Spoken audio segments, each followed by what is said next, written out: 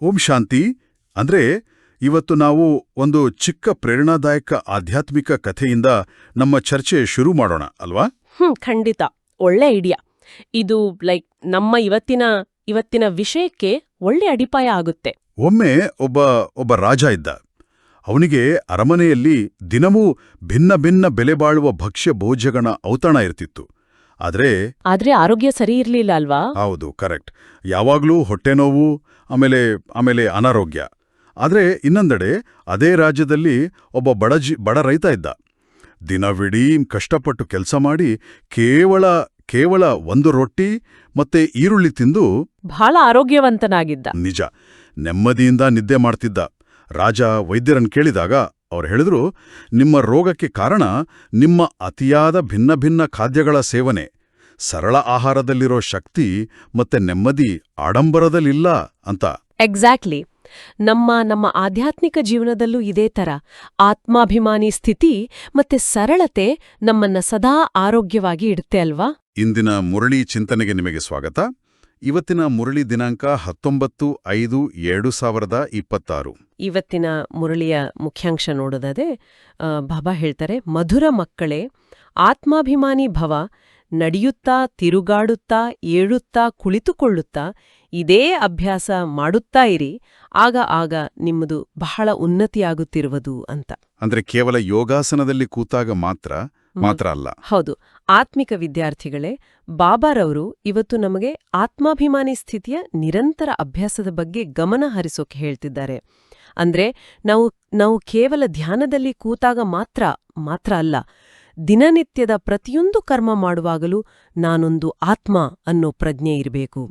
ಇದೇ ನಮ್ಮ ನಿಜವಾದ ಉನ್ನತಿಯ ಸಾಧನ ಆಗಿದೆ. ಇವತ್ತಿನ ಪ್ರಶ್ನೆ ಮತ್ತು ಉತ್ತರ ವಿಭಾಗದಲ್ಲಿ ಪ್ರಶ್ನೆ ಬಂದು, ತಂದೆಯ ಆಕ್ಯುರೇಟ್ ನೆನಪು ಯಾವ ಮಕ್ಕಳ ಬುದ್ಧಿಯಲ್ಲಿರ್ತದೆ ಅಂತ ಇದೆ. ಇದಕ್ಕೆ ಉತ್ತರ ಏನ್ ಗೊತ್ತಾ? ಯಾವ ಮಕ್ಕಳು ತಂದೆಯನ್ನು ಆಕ್ಯುರೇಟ್ ತಿಳಿದುಕೊಂಡಿರ್ತಾರೆ, ತಂದೆಯೂ ಅಖಂಡ ಜ್ಯೋತಿ ಅಲ್ಲ, ಅವರಂತೂ ಅತಿ ಸೂಕ್ಷ್ಮ ಬಿಂದು ಆಗಿದ್ದಾರೆ, ಆಗ ನೆನಪು ಆಕ್ಯುರೇಟ್ ಆಗಿರ್ತದೆ ಅಂತ. ಅರೆ, ಭಕ್ತಿ ಮಾರ್ಗದಲ್ಲಿ ನಾವು ದೇವರನ್ನ ದೊಡ್ಡ ಆಕಾರದಲ್ಲಿ ಅಥವಾ ಅಖಂಡ ಜ್ಯೋತಿ ಅಂತ ಅಂದ್ಕೊಂಡಿದ್ವಿ ಅಲ್ವಾ? ಹೌದು. ಆದ್ರೆ ಬುದ್ಧಿಗೆ ನಿಖರವಾದ ಏಕಾಗ್ರತೆ ಸಿಗೋದು ಬಿಂದುವಿನ ರೂಪದಲ್ಲಿ ಮಾತ್ರ. ಅಂದ್ರೆ ನಾವು ಆಫೀಸ್ನಲ್ಲಿ ಅಥವಾ ಮನೆಯಲ್ಲಿ ಇದ್ದಾಗ, ಟ್ರಾಫಿಕ್ನಲ್ಲಿದ್ದಾಗ ಕೂಡ. ಕರೆಕ್ಟ್. ಟ್ರಾಫಿಕ್ನಲ್ಲಿದ್ದಾಗ ಕೂಡ ಸೆಕೆಂಡಿನಲ್ಲಿ ಪರಮಧಾಮದಲ್ಲಿರೋ ಆ ಅತಿ ಸೂಕ್ಷ್ಮ ಬಿಂದು ಶಿವಬಾಬಾನ ನೆನಪು ಮಾಡೋದು ಅತ್ಯಂತ ಸುಲಭ ಮತ್ತೆ ಶಕ್ತಿಶಾಲಿಯಾಗಿದೆ.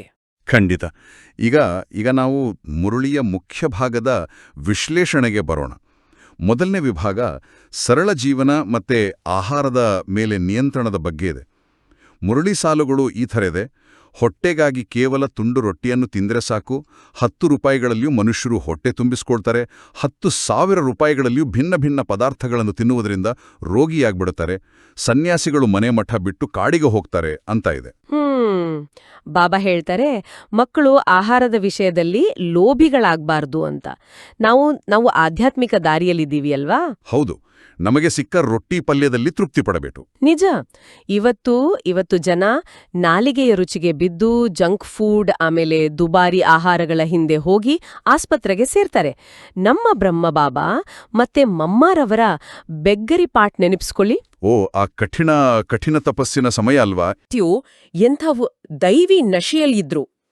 ದೈನಂದಿನ ಜೀವನದಲ್ಲಿ ನಾವು ಸಹ ಸಾತ್ವಿಕ ಮತ್ತೆ ಸರಳ ಆಹಾರ ಸೇವನೆಯಿಂದ ನಮ್ಮ ಮನಸ್ಸು ಮತ್ತು ದೇಹ ಎರಡನ್ನೂ ಆರೋಗ್ಯವಾಗಿಟ್ಟುಕೊಳ್ಬೇಕು. ಎಕ್ಸಾಕ್ಟ್ಲಿ. ಆಮೇಲೆ 8ನೇ ವಿಭಾಗದಲ್ಲಿ ಜ್ಞಾನದ ಸ್ಪಷ್ಟತೆ, ಅಂದ್ರೆ ಆತ್ಮ ಮತ್ತು 84 ಜನ್ಮಗಳ ಚಕ್ರದ ಬಗ್ಗೆ ಇದೆ. ಮುರಳಿ ಸಾಲುಗಳು: ಆತ್ಮವು ಅಮರನಾಗಿವೆ, ಲೀನವಾಗುವ ಮಾತೇ ಇಲ್ಲ, ನೀವು 84 ಜನ್ಮಗಳನ್ನು ಭೋಗಿಸ್ತೀರಿ, ಈ ಪಾತ್ರವು ಎಂದು ನಿಂತುಹೋಗೋದಿಲ್ಲ ಅಂತ ಇದೆ. ಇಲ್ಲಿ ಬಾಬಾ ಹೇಳ್ತಾರೆ, ಸನ್ಯಾಸಿಗಳು ಆತ್ಮ ಪರಮಾತ್ಮನಲ್ಲಿ ಲೀನವಾಗುತ್ತದೆ ಎನ್ನುತ್ತಾರೆ, ಆದರೆ ಆತ್ಮಕ್ಕೆ ಸಾವಿಲ್ಲ ಅಂತ. ನಾವು 84 ಜನ್ಮಗಳ ಭಿನ್ನ ಭಿನ್ನ ಪಾತ್ರಗಳನ್ನ ಅಭಿನಯಿಸ್ತೀವಿ. ಅಂದ್ರೆ ಕರ್ಗಿ ಹೋಗೋ ಪ್ರಶ್ನೆ ಇಲ್ಲ ಅಲ್ವಾ? ಖಂಡಿತ ಇಲ್ಲ. ದಾದೀಜಿಯವರ ಅಚಲ ನಿಶ್ಚಯ ನೋಡಿ. ದಾದಿಯವರು ಯಾವಾಗ್ಲೂ ನನ್ನ 84 ಜನ್ಮಗಳ ಪಾತ್ರ ಅದ್ಭುತವಾಗಿದೆ ಅಂತ ಖುಷಿ ಪಡ್ತಿದ್ರು. ನಾವೂ ಸಹ ದಿನನಿತ್ಯದ ಕಷ್ಟಗಳು ಬಂದಾಗ ಇದು ಕೇವಲ ಒಂದು ಪಾತ್ರ, ನಾನು ಶಾಶ್ವತ ಆತ್ಮ ಅಂತ ನೆನಪಿಸ್ಕೊಂಡ್ರ ದುಃಖ ಆಗೋದಿಲ್ಲ. ನಿಜ. ಇದು ನಮ್ಮ ಮಾನಸಿಕ ನೆಮ್ಮದಿಗೆ ಬಹಳ ಮುಖ್ಯ. ಮೂರನೇ ವಿಭಾಗ ಬಹಳ ಆಳವಾದ ವಿಶ್ಲೇಷಣೆ. ಡ್ರಾಮಾ ಮತ್ತು ಈಶ್ವರ ಯಾರು ಶಕ್ತಿವಂತರು ಅನ್ನೋ ಬಗ್ಗೆ. ಮುರಳಿ ಸಾಲುಗಳು ಈ ಥರ ಇದೆ: ಡ್ರಾಮಾ ಸರ್ವಶಕ್ತಿವಂತನೋ ಅಥವಾ ಈಶ್ವರನೂ ಸರ್ವಶಕ್ತಿವಂತನೋ? ತಂದೆಯೂ ಹೇಳ್ತಾರೆ, ನಾನು ಸಹ ಡ್ರಾಮಾದ ಬಂಧನದಲ್ಲಿ ಬಂಧಿತನಾಗಿದ್ದೇನೆ ಅಂತ. ಇದು ಸ್ವಲ್ಪ ಆಶ್ಚರ್ಯ ಅಲ್ವಾ? ಹೌದು. ಬಾಬಾ ಹೇಳ್ತಾರೆ, ಭಕ್ತರು ಭಗವಂತನನ್ನ ಏನಾದ್ರೂ ಮಾಡಬಲ್ಲ ಎನ್ನುತ್ತಾರೆ. ಆದ್ರೆ ಸ್ವಯಂ ಶಿವ ಬಾಬಾನೇ ಹೇಳ್ತಾರೆ, ನಾನು ಕೂಡ ಡ್ರಾಮಾದ ನಿಯಮಕ್ಕೆ ಬದ್ಧನಾಗಿದ್ದೇನೆ ಅಂತ. ಅಂದ್ರೆ ಭಗವಂತನೇ ನಿಯಮ ಪಾಲಿಸ್ತಾರೆ. ಹೌದು. ಪತಿತರನ್ನು ಪಾವನ ಮಾಡಲು ಕರಾರುವಾಗಿ ಸಂಗಮ ಯುಗದಲ್ಲೇ ಬರಬೇಕು ಅಂತ ಬಾಬಾ ಹೇಳ್ತಾರೆ. ಇದು ಬಹಳ ಅದ್ಭುತವಾದ ರಹಸ್ಯ. ನಾವು ಕೆಲವೊಮ್ಮೆ ದೇವರು ಯಾಕೆ ಹೀಗೆ ಮಾಡಬಾರದು ಅಂತ ಪ್ರಶ್ನಿಸ್ತೀವಿ ಅಲ್ವಾ? ಅದೇ ಡ್ರಾಮಾದ ರಹಸ್ಯ ಅರ್ಥವಾದ್ರೆ ಜೀವನದಲ್ಲಿ ಎದುರಾಗುವ ಯಾವುದೇ ಅನಿರೀಕ್ಷಿತ ಘಟನೆಗಳಿಗೂ ನಾವು ವಿಚಲಿತರಾಗೋದಿಲ್ಲ. ಬ್ರಹ್ಮ ಬಾಬಾ ಅವರು ಪ್ರತಿಯೊಂದು ಸನ್ನಿವೇಶದಲ್ಲೂ ಸಾಕ್ಷಿ ದೃಷ್ಟ, ಅಂದ್ರೆ ಕೇವಲ ನೋಡುವವರು ಆಗಿರುತ್ತಿದ್ರು. ಯಾಕಂದ್ರೆ ಇದು ಮುಂಚೆಯೇ ನಿಗದಿಯಾದ ಡ್ರಾಮಾ ಅಂತ ಅವ್ರಿಗೆ ತಿಳಿವಿತ್ತು. ಇನ್ನು 4ನೇ ವಿಭಾಗ ಕಾಗದ ಪೆನ್ಸಿಲ್ ಇಲ್ಲದ ಸಹಜ ಯೋಗದ ಬಗ್ಗೆ. ಮುರಳಿಯಲ್ಲಿ ಕೇವಲ ತಂದೆ ಮತ್ತು ಆಸ್ತಿಯನ್ನು ನೆನಪು ಮಾಡಿದರೆ ಸಾಕು, ಕಾಗದ ಪೆನ್ಸಿಲ್ ಇತ್ಯಾದಿ ಯಾವುದರ ಅವಶ್ಯಕತೆಯೂ ಇಲ್ಲ. ಬ್ರಹ್ಮ ತಂದೆಯೂ ಓದುತ್ತಾರೆ. ಯೋಗ ಅರ್ಥಾತ್ ನೆನಪು ಅಂತ ಇದೆ. ಇಲ್ಲಿ ಬಾಬಾ ಹೇಳ್ತಾರೆ, ಆಧ್ಯಾತ್ಮಿಕ ಜ್ಞಾನ ಎಂದರೆ ಕೇವಲ ಪುಸ್ತಕಗಳಲ್ಲಿ ಬರೆದಿಡುವುದಲ್ಲ, ಬುದ್ಧಿಯಲ್ಲಿ ಗಂಟು ಹಾಕಿಕೊಳ್ಳುವುದು ಅಂತ. ಬರೆದದ್ದೆಲ್ಲವೂ ನಾಶವಾಗುತ್ತದೆ, ಆದರೆ ಬುದ್ಧಿಯಲ್ಲಿರುವ ಶಿವಬಾಬಾನ ನೆನಪು ಜೊತೆಗೆ ಬರುತ್ತದೆ.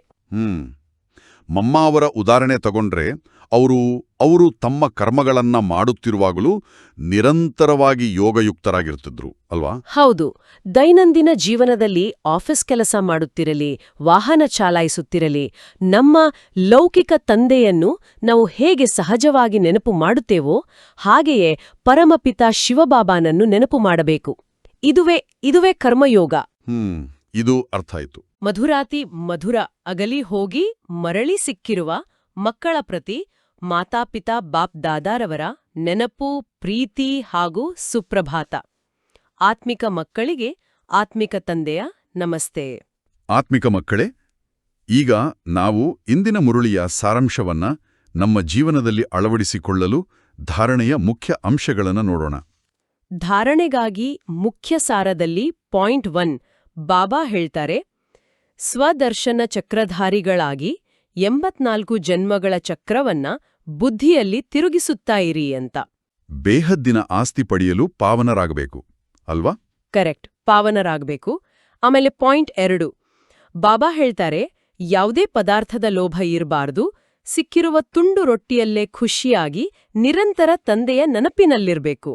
ಇವತ್ತಿನ ವರದಾನ ಬಂದು ಸರ್ವರ ಹೃದಯಗಳ ರಹಸ್ಯವನ್ನ ತಿಳಿದುಕೊಂಡು ಸರ್ವರನ್ನೂ ಖುಷಿಪಡಿಸುವಂತಹ ಸದಾ ವಿಜಯೀಭವ. ಅಂದ್ರೆ ವಿಜಯಿಯಾಗಲು ಇತರರ ಹೃದಯದ ಮಾತನ್ನು ಅರ್ಥಮಾಡಿಕೊಳ್ಳಬೇಕು. ಇದಕ್ಕೆ ಅಂತರ್ಮುಖತೆ ಅತ್ಯಗತ್ಯ ಅಂತ ಅರ್ಥ. ಅಂತರ್ಮುಖಿ ಎಂದರೆ ಒಳಗಿನ ಆಳವಾದ ಶಾಂತಿಯಲ್ಲಿ ಇರುವುದು ತಾನೆ? ಹೌದು. ಮನೆಯಲ್ಲಿ ಅಥವಾ ಕಚೇರಿಯಲ್ಲಿ ಇತರರ ಮುಖದ ಭಾವನೆಯನ್ನು ಅರಿತು ಅವರೊಂದಿಗೆ ಮಧುರವಾಗಿ ವರ್ತಿಸುವವರೇ ನಿಜವಾದ ವಿಜಯಿಗಳು. ಇವತ್ತಿನ ಸ್ಲೋಗನ್ ವೈರಾಗ್ಯವು ಅಂತಹ ಯೋಗ್ಯ ಧರಣಿಯಾಗಿದೆ. ಅದರಲ್ಲಿ ಯಾವುದೇ ಫಲವನ್ನು ಬಿತ್ತನೆ ಮಾಡುತ್ತೀರಿ, ಅವಶ್ಯವಾಗಿ ಅದು ಫಲೀಭೂತವಾಗುವುದು. ಇದರರ್ಥ ಈ ಹಳೆಯ ಪ್ರಪಂಚದ ಬಗ್ಗೆ ನಮ್ಮ ಮನಸ್ಸಿನಲ್ಲಿರುವ ಅನಾಸಕ್ತಿ ಅಂದ್ರೆ ವೈರಾಗ್ಯನೇ ನಮ್ಮ ಆಧ್ಯಾತ್ಮಿಕ ಬೆಳವಣಿಗೆಗೆ ಫಲವತ್ತಾದ ಭೂಮಿ. ಅದರಲ್ಲಿ ನಾವು ಹಾಕುವ ಪ್ರತಿಯೊಂದು ಶ್ರೇಷ್ಠ ಸಂಕಲ್ಪದ ಬೀಜವು ಯಶಸ್ಸಿನ ಫಲವನ್ನು ನೀಡುತ್ತದೆ. ಇನ್ನು ಇವತ್ತಿನ ಅವ್ಯಕ್ತ ಇಶಾರೆ ಸದಾ ಅಚಲ ಅಡೋಲ ಏಕರಸ ಸ್ಥಿತಿಯ ಅನುಭವ ಮಾಡಿ ಅಂತ ಇದೆ. ಅಂದ್ರೆ ಪರಿಸ್ಥಿತಿಗಳು ಏರುಪೇರಾದರೂ ನಮ್ಮ ಮನಸ್ಸಿನ ಸ್ಥಿತಿ ಅಲುಗಾಡಬಾರದು. ಖಜಾನೆಗಳನ್ನು ಸುರಕ್ಷಿತವಾಗಿರಿಸಿಕೊಳ್ಳಲು ಅಚಲ ಮತ್ತು ಅಡೋಲ ಸ್ಥಿತಿ ನಿರ್ಮಾಣ ಮಾಡಿಕೊಳ್ಳಬೇಕು. ಇದೇ ನಮಗೆ ಅವಿನಾಶಿ ಖುಷಿಯನ್ನು ನೀಡುತ್ತದೆ. ಈಗ ನಾವು ಮುರಳಿ ಆಧಾರಿತ ಯೋಗದ ಚಿಂತನೆ ಮಾಡೋಣ ಅಲ್ವಾ? ಖಂಡಿತ. ಬನ್ನಿ ಮಕ್ಕಳೇ, 1 ನಿಮಿಷ ನಮ್ಮನ್ನು ನಾವು ಈ ಭೌತಿಕ ಪ್ರಪಂಚದಿಂದ ಡಿಟ್ಯಾಚ್ ಮಾಡ್ಕೊಳ್ಳೋಣ. ನಾನು ಭ್ರುಕುಟಿಯ ಮಧ್ಯೆ ಹೊಳೆಯುತ್ತಿರುವ ಒಂದು ದಿವ್ಯ ಚೈತನ್ಯ ಜ್ಯೋತಿ, ಅತಿ ಸೂಕ್ಷ್ಮ ಬಿಂದು, ನನ್ನ ಬುದ್ಧಿಯ ವಿಮಾನದ ಮೂಲಕ ಪರಮಧಾಮಕ್ಕೆ ತಲುಪುತ್ತಿದ್ದೇನೆ. ಅಲ್ಲಿ ಸರ್ವಶಕ್ತಿವಂತ ಶಾಂತಿಯ ಸಾಗರ ನನ್ನ ಪ್ರೀತಿಯ ಶಿವಬಾಬಾ. ಆ ಅತಿಸೂಕ್ಷ್ಮ ಬಿಂದು ತಂದೆಯಿಂದ ಪ್ರೀತಿ ಮತ್ತು ಶಕ್ತಿಯ ಕಿರಣಗಳು ನನ್ನಲ್ಲಿ ಪ್ರವೇಶಿಸುತ್ತಿವೆ. ನಾನು ಸಂಪೂರ್ಣ ಪಾವನ ಮತ್ತು ಶಕ್ತಿಶಾಲಿಯಾಗುತ್ತಿದ್ದೇನೆ. ಓಂ ಶಾಂತಿ. ಓಂ ಶಾಂತಿ. ಸಾರಾಂಶ, ಅಭ್ಯಾಸ, ಬಂದು ಇಡೀ ದಿನ ಇದೇ ಒಂದು ಸಂಕಲ್ಪವನ್ನು ನೆನಪಿನಲ್ಲಿಡಿ. ನಾನು ಆತ್ಮ, ಅಮರನಾಗಿದ್ದೇನೆ. ಕೇವಲ ತುಂಡು ರೊಟ್ಟಿಯಲ್ಲಿ ತೃಪ್ತಿಪಟ್ಟು ಡ್ರಾಮಾದ ರಹಸ್ಯವನ್ನರಿತು ಅಚಲ ಅಡೋಲವಾಗಿರುತ್ತೇನೆ ಅಂತ. ಮಧುರ ಮಧುರ ಮಕ್ಕಳೇ, ನೀವೆಲ್ಲರೂ ಬಾಬಾರವರ ಅತ್ಯಂತ ಸಮೀಪದ ಮುದ್ದಾದ ಮತ್ತು ಶ್ರೇಷ್ಠ ರತ್ನಗಳಾಗಿದ್ದೀರಿ. ಸದಾ ನಿಮ್ಮ ಮಸ್ತಕದಲ್ಲಿ ಆತ್ಮಾಭಿಮಾನಿ ಎಂಬ ಮಣಿ ಹೊಳೆಯುತ್ತಿರಲಿ. ತಂದೆಯ ನಿರಂತರ ನೆನಪಿನಿಂದ ಸರ್ವ ವಿಘ್ನಗಳನ್ನು ಜಯಿಸುತ್ತಾ ನಿಮ್ಮ ಮುಖದಲ್ಲಿ ಸದಾ ದೈವೀ ನಗು ಕಂಗೊಳಿಸುತ್ತಿರಲಿ. ಲೈಕ್, ಶೇರ್, ಫಾರ್ವರ್ಡ್ ಮಾಡಿ. ನಾಳೆ ಮತ್ತೆ ಹೊಸ ಬಾಬಾ ಮುರಳಿಯನ್ನು ಕೇಳೋಣ. ಓಂ ಶಾಂತಿ.